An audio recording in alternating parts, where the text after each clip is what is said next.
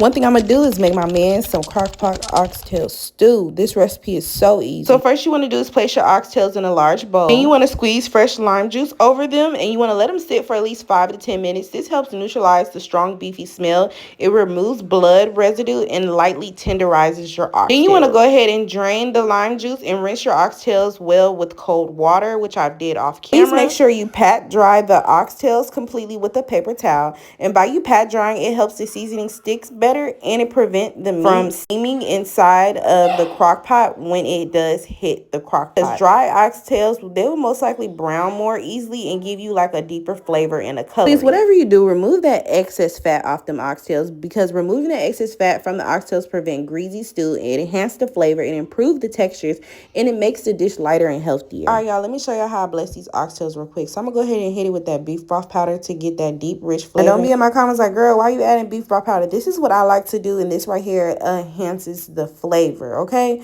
next we're gonna go ahead and hit it with that complete seasoning, because y'all know complete seasoning got everything but attitude. Now let's add a little bit of the Worcestershire sauce, aka the flavor boost, because nobody can pronounce it right. I like to just wing all of my seasoning. Do not be in my comments like, girl, how much you add? I don't know. Just add as much as you like until you feel like it's right. Next we're gonna go ahead and hit it with that Tony Creole seasoning for that southern slap. Now people are like, what the hell, why are you adding this? Trust the process, trust the process.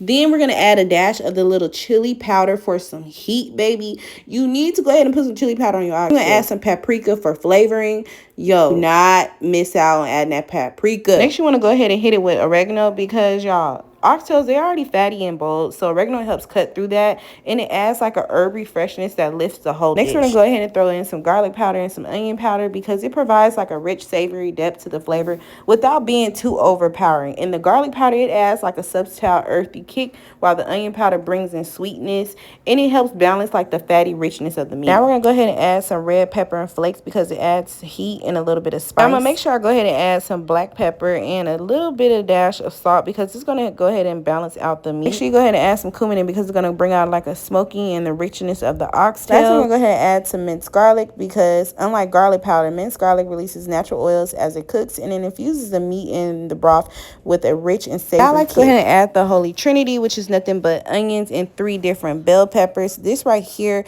it helps create that deep home cooked flavor that makes your oxtails taste like they've just been simmering in love all day. So let's go ahead and place our seasoned oxtails into the crock pot. You want to go ahead and make sure that they are laid evenly. I like to go ahead and have them on high first when I first start, then bring them down to low. Now we need to go ahead and add some beef broth to the crock pot. So I like to go ahead and just get 1 cup of water and that beef bouillon, mix it really good, and just pour it over my oxtails as they cook on low for 6 hours, y'all. You want to cook them for at least 6 hours or longer on low. And the reason for cooking them for 6 hours or more on low is because it's going to allow the oxtails to become very, very tender, and they're going to taste so good and fall off the bone. But if you enjoy content like this, follow for more.